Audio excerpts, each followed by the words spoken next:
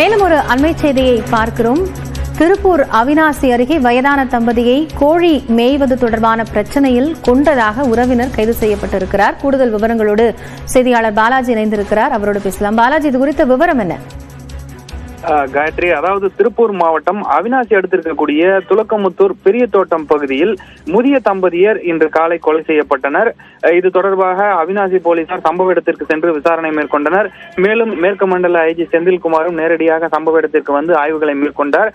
விசாரணையில் வீட்டில் இருந்த நகை, பணம் உள்ளிட்ட பொருட்கள் எதுவும் காணாமல் போகாமல் வீட்டிலேயே இருந்தது. பாதுகாப்பாக இருந்த சூழ்நிலையில் கொலை நடந்திருந்ததால் முன்விரோதம் காரணமாக இந்த கொலை நடந்திருக்கலாம் என தொடர்ந்து போலீசார் விசாரணை மேற்கொண்டு வந்தனர்.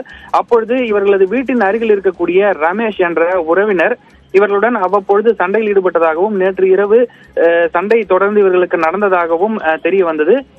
இதனைத் தொடர்ந்து போலீசார் அவரை எங்கே என விசாரித்த பொழுது நேற்று மது போதையில் அவர் இருசக்கர வாகனத்தில் சென்று கீழே விழுந்ததாகவும் திருப்பூர் அரசு மருத்துவமனையில் அவர் அனுமதிக்கப்பட்டிருப்பதாகவும் தகவல் கிடைத்து அவரை உடனடியாக போலீசார் சென்று அங்கு விசாரித்தனர். விசாரணையில் அவர் தான் கொலை செய்ததை ஒப்புக்கொண்டார்.